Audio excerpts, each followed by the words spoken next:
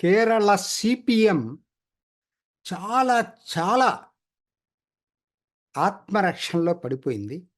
దిక్కు తోచని పరిస్థితిలో పడిపోయిందని చెప్పొచ్చు. దానికి షాక్ సిపిఎం క్యాడర్ అయితే కోలుకోలోని షాకు గురయ్యారు. ఏం జరిగింది అసలు? కేరళలో జరిగినటువంటిది ఏంటనేది ఒక్కసారి మనం చర్చించుకుందాం. ఎందుకని కేరళలో అటు కాంగ్రెస్ అయినా ఇటు సిపిఎం అయినా బీజేపీ అనేది ఒక భూతంలాగా, అన్టచబుల్ లాగా, నేరస్తురాల్లాగా ఇలా చెప్పుకుంటూ అసలు బీజేపీని మేము కేరళ రాష్ట్రంలోకి అడుగు పెట్టనీయమని చెప్పి ఇద్దరు ప్రగల్భాలు పలుకుతూ ఉంటారు. దానికి జోడించి ఏం చెప్తున్నాడు పినరాయి విజయన్ మొత్తం ఎన్నికల ప్రచారం అంతా ముస్లింని, ముఖ్యంగా ముస్లిం మతాన్ని, ముస్లింని మతపరంగా రెచ్చగొట్టడానికి సిఏఏని వాడుకున్నాడు. కేరళకి నిజంగా సిఏఏ పెద్ద అసలు అప్లికబుల్ అయ్యేదేం కాదు ఇక్కడ. కానీ దాన్ని ప్రధానమైన ఎన్నికల అస్త్రంగా సిఏఏ అని చేసుకొని మొత్తం ముఖ్యంగా మలబార్ అంటే ముస్లిమ్స్ డామినేటెడ్ ఏరియాస్ ఉన్నాయి. అక్కడ ప్రచారం దగ్గర నుంచి అన్ని చోట్ల కూడా అసలు కాంగ్రెస్ సాఫ్ట్గా ఉంటుంది బీజేపీ తోటి, మేము ఒక్కరమే నికార్సుగా బీజేపీ తోటి యుద్ధం చేస్తున్నామని చెప్పి పినరాయి విజయన్ జనాలకు చెప్పడానికి చాలా కష్టపడ్డాడు. ఆయన ప్రచారం అంతా దాని మీద నడిచింది. మరి ఇవాళ అసలు ఒక్కొక్కటి బయటకు ఎక్కడ దాకా వెళ్ళారంటే వాళ్ళు చివరికి పార్లమెంట్లో ఒకరోజు మోడీ డిఫరెంట్ రాజకీయ పక్షాల వాళ్ళని కలిపి లంచ్కి పిలిచి మాట్లాడారు. ప్రేమచంద్రన్ ఆర్ఎస్పి వాళ్ళ కాంగ్రెస్ ఫ్రంట్లోనే ఉంటాడు, యూడిఎఫ్లోనే. ఎన్కే ప్రేమచంద్రన్ ఆయన్ని కూడా పిలిచి ఆయన భోజనానికి అటెండ్ అయినందుకు ఈయన మోడీతోటి లాలూచి పడిపోయాడని చెప్పి క్యాన్వాస్ చేశారు సిపిఎం. ఎందుకు ఇది చెప్తున్నానో తర్వాత నేను చెప్తాను మీకు. ఇప్పుడు వస్తాను అసలు విషయానికి. ఏం జరిగిందంటే ఎలక్షన్ 26వ తారీఖు పోలింగ్ కేరళలో. జస్ట్ 4 రోజుల ముందండి ఒక సెన్సేషన్స్ మొదలైనవి. ఇంకొక ముందు మొదలయ్యి ఉంటే అసలు సిపిఎం పుట్టగతులు లేకుండా పోయి ఉండేది. అక్కడ ఏం జరిగిందో చెప్తాను. 23వ తేదీ 4 రోజుల ముందు, 3 రోజులే, 23వ తేదీ నందకుమార్ అనే పవర్ బ్రోకర్ ఉన్నాడు. ఇతను పవర్ బ్రోకర్ అందరికీ తెలిసిందే. ఏంటంటే అన్ని పార్టీలతోటి సంబంధాలు ఉంటాయి ఇతనికి. అందరితోటి బ్రోకరేజ్ చేస్తుంటాడు అందరితోటి. అది కేరళ సమాజం మొత్తానికి తెలుసు ఇతని గురించి. అతను 2 విమర్శలు చేశాడు, 2 ఎలిగేషన్స్ చేశాడు. ఒకటి అనిల్ ఆంటోనీ మీద, 2 శోభా సురేంద్రన్ మీద. అనిల్ ఆంటోనీ ఏంటంటే వాళ్ళ నాన్న డిఫెన్స్ మినిస్టర్గా ఉన్నప్పుడు ఏకే ఆంటోనీ డబ్బులు తీసుకొని సిబిఐ కౌన్సిల్ కోసం అపాయింట్మెంట్స్ కోసం 10 లక్షలు డబ్బులు తీసుకున్నాడు అని చెప్పి ఒక ఆరోపణ. రెండో ఆరోపణ బీజేపీ తరఫున ఇప్పుడు అల్లపూజలో పోటీ చేసినటువంటి శోభా సురేంద్రన్ మీద ఆరోపణ ఏంటంటే నా దగ్గర భూమి అమ్ముతారని చెప్పి 10 లక్షలు తీసుకొని నా డబ్బులు తిరిగి ఇవ్వలేదని రెండో ఆరోపణ. అంటే రెండో దాంట్లో పెద్ద నేను ఇచ్చాను, లంచం ఇచ్చానని చెప్పాల, భూమి తీసుకున్నాను, దానికి భూమి ఇస్తానని చెప్పింది, ఇవ్వలేదు, 10 లక్షలు తీసుకున్నది ఆయన ఆరోపణ.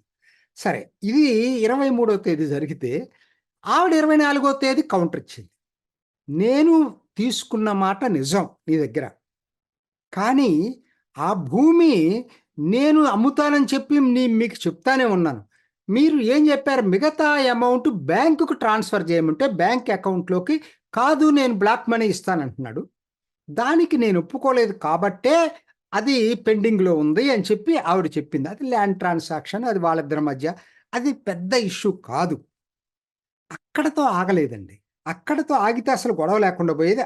ఆవిడ ఎందుకనో తెలియదు, అంటే ఇతను మీద కోపం, ఇతన్ని ఈ ఎల్డిఎఫ్ సిపిఎం వాళ్ళే రెచ్చగొట్టి మాట్లాడిచ్చారనుకొని ఆవిడ చెప్తుంది. ఇప్పటికి కూడా వాళ్ళే రెచ్చగొట్టి మాట్లాడిచ్చారనుకొని వాళ్ళ భాగవతాన్ని బయట పెట్టాలని ఒక కొత్త సంచలనాన్ని బయటపెట్టింది. ఏంటంటే ఈ నందకుమారే ఈపీ జయరాజన్. ఈయనెవరు ఈ జయరాజన్ అంటే ఇప్పుడు ఎల్డిఎఫ్ కూటమి ఏదైతే ఉందో దాని కన్వీనర్, సిపిఎం నాయకుడు. యాక్చువల్గా ఇతనేంటంటే సిపిఎం కార్యదర్శి కావాల్సింది. కొడియేరు బాలకృష్ణన్ అని 2022లో ఆయన చనిపోతే ఆ తర్వాత ఇతను సీనియర్, ఇతను కావలసింది ఈయన కన్నా చాలా జూనియర్గా ఉన్న ఎంవి గోవిందన్ని రాష్ట్ర కార్యదర్శిగా చేశారు. ఈయనకి అది భరించలేకపోతా ఉన్నాడు. దాంతో ఏంటి, ఈ నందకుమారు జయరాజన్ మధ్య సంభాషణ, ఈ పవర్ బ్రోకర్ కదా జరిగి, ఇతను బీజేపీలోకి వెళ్ళటానికి బేరం ఆడుకున్నాడు, ఈ జీపీ జయరాజన్. అది ఎలా తెలిసింది అని ఆయన చెప్పిందేంటి, అది నేను తర్వాత చెప్తా. ఆయన చెప్పిన ఎలిగేషన్ అంటే చెప్తాను.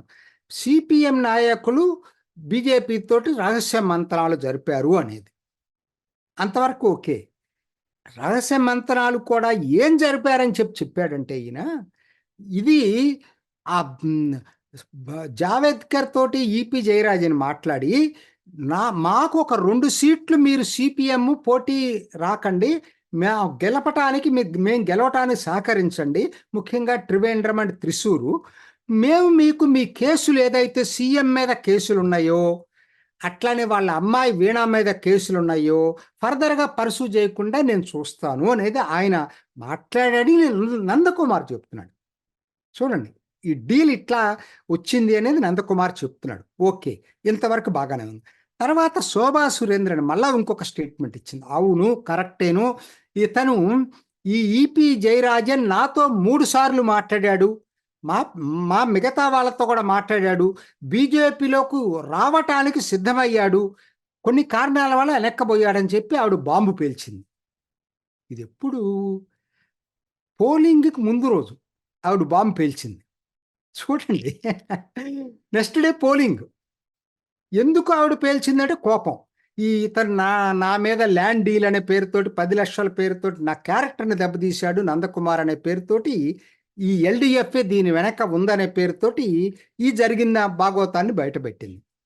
సరే, అది ఎక్కడ దాకా వెళ్ళింది, పోలింగ్ జరిగే రోజు ఉదయం ఈ ఈపీ జయరాజన్ ఓట్ చేయటానికి వచ్చాడు, వెళ్ళిపోవచ్చు కదా కాముగా.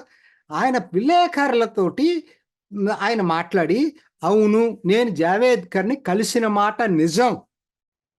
చూడండి, ఇదంతా పోలింగ్ రోజు.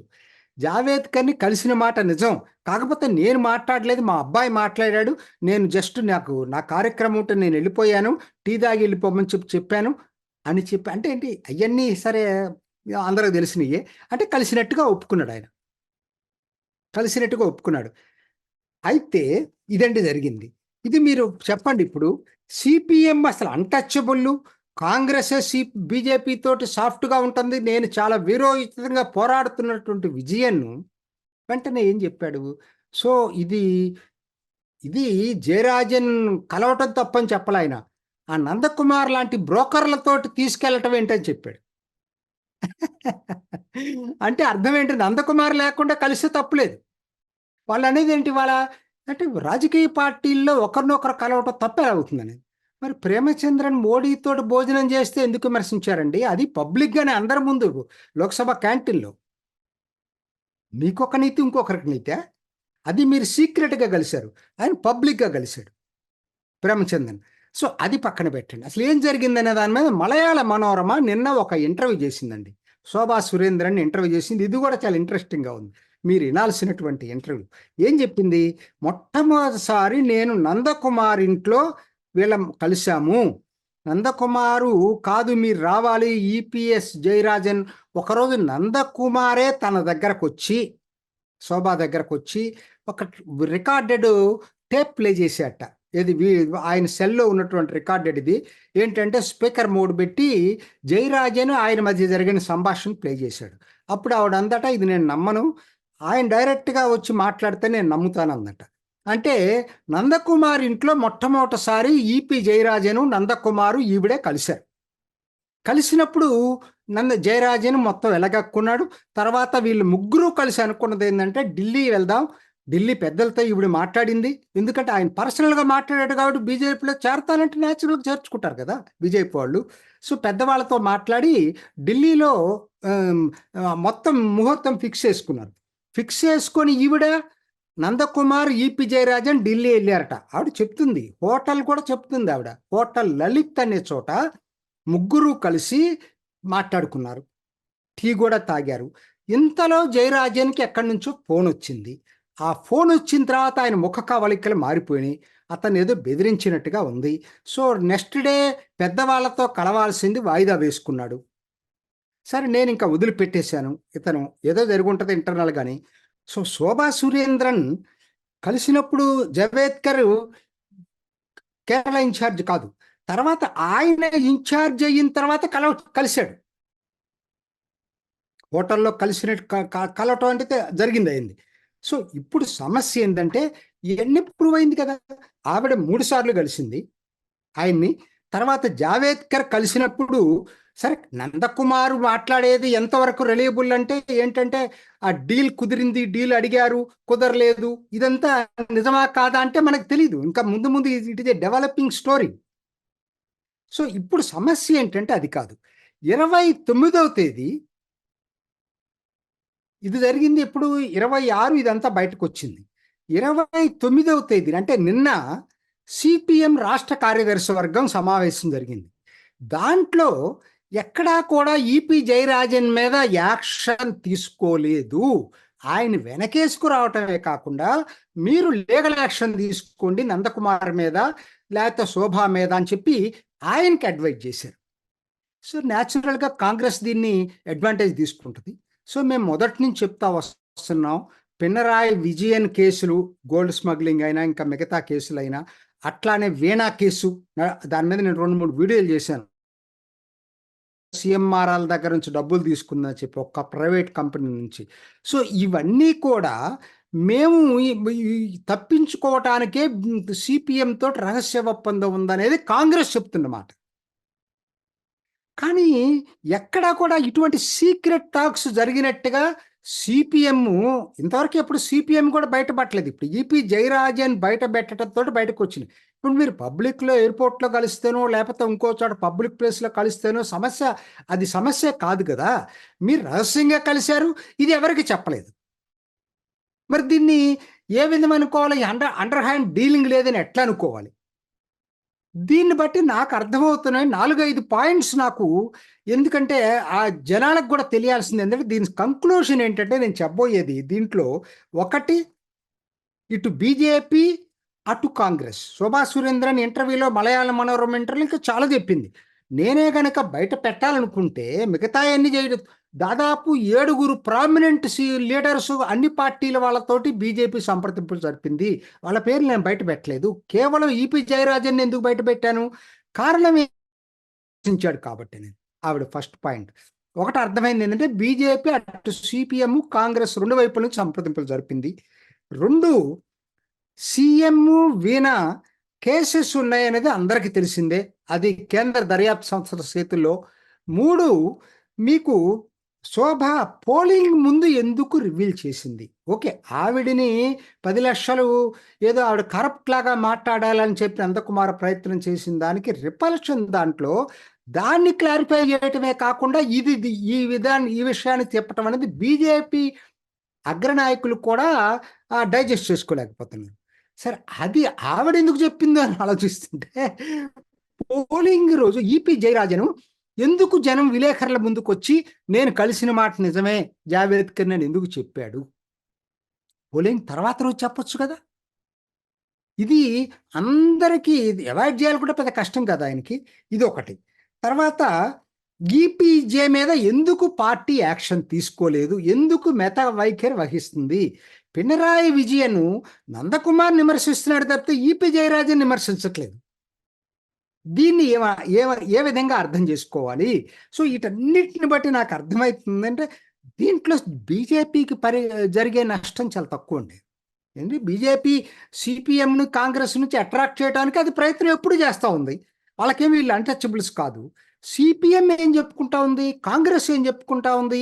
అసలు బీజేపీ ఒక మహాపాపిలాగా వాళ్ళతోటి కలవకూడదని మాట్లాడే వాళ్ళు అండర్ హ్యాండ్ డీలింగ్స్ జరుపుతూ ఉన్నారు. ఎందుకంటే సుధాకరన్ ఎవరైతే విమర్శిస్తున్నారో కేపీసీసీ ప్రెసిడెంట్ సుధాకరన్ కూడా జరిపాడని చెప్పి కదా సిపిఎం ఎలిగేషను, బీజేపీతో సంప్రదింపులు.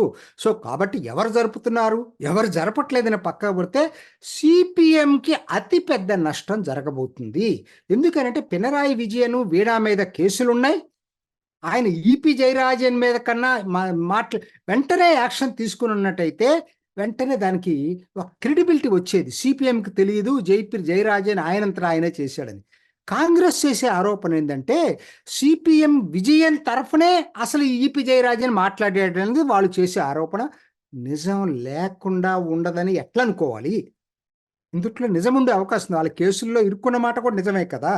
ఇది కేడర్‌కి సీపీఎం కేడర్ షాక్‌లో ఉన్నారు ముందు. నాయకులు అడ్జస్ట్ అవుతారండి. కేడర్ ఎట్లా అడ్జస్ట్ అవుతారు? నిన్నటిదాకా ఏం చెప్పావు? అసలు మేము బీజేపీకి వీరోచితంగా పోట్లాడుతుంది మేమేనని చెప్పినటువంటి సీపీఎం నాయకులు, ఇవాళ అదే నాయకులు బీజేపీతో రహస్యంగా మంత్రాలు జరుపుతున్నారనే దాన్ని నువ్వేదో విధంగా చెప్పుకుంటావు. కేడర్‌లో షాక్‌కు గురయ్యారు. ఖచ్చితంగా ఇది సీపీఎం చాలా దెబ్బతినే పరిస్థితి కనపడతా ఉంది. బెంగాల్‌లాగా సీపీఎం కూడా చాలా దారుణమైనటువంటి పరిస్థితుల్లోకి వెళ్ళబోతా ఉంది. ఇంకా అయితే సీపీఎంలో కొంతమంది నాయకులు ఏం చెప్తున్నారంటే, వాళ్ళు నిజమే మాట్లాడారు. ఏమన్నారంటే, ఇదే వార్తలు ఇంకొక 3, 4 రోజుల ముందు బయటకొచ్చినట్టయితే మా పరిస్థితి చాలా దారుణంగా ఉండేదండి. పోలింగ్ రోజు ఏపీ జయరాజన్ చెప్పాడు కాబట్టి పెద్దగా ఎవడు పట్టించుకోలేదు. కాబట్టి మాకిప్పటికీ హోప్ ఉంది. చాలా నియోజకవర్గాలు మేము గెలుస్తామనే హోప్ ఉంది. ఇది ఒక 3, 4 రోజుల ముందు జరగలేదు కాబట్టి మేము ఊపిరి పీల్చుకుంటున్నాం అనేది కొంతమంది సీనియర్ సీపీఎం నాయకులు రిపోర్టర్స్‌కు పేరు చెప్పని వాళ్ళు చెప్పారు. సో, మొత్తం మీద జరిగిందేందంటే ఇదంతా కూడా చిలికి గాలివానగా మారటం ఖాయం. సీపీఎం ప్రతిష్ట మంట గలవటం ఖాయం. దీనివలన సీపీఎం పూర్తిగా కోలుకోలేని దెబ్బగా తలగటం ఖాయం. ముఖ్యంగా పినరాయి విజయన్ ముఖ్యమంత్రి పదవికే ముప్పు రావటం కూడా ఖాయంగా కనపడతా ఉంది. చూసారు కదండి. మరి ఈ వీడియో కనుక మీకు నచ్చినట్లయితే ఒక లైక్ కొట్టేసి మీ అభిప్రాయాన్ని కూడా కామెంట్ బాక్స్లో తెలియజేస్తూ ఇలాంటి ఇంట్రెస్టింగ్ అప్డేట్స్ కోసం మా ఛానల్ని సబ్స్క్రైబ్ చేసుకోండి.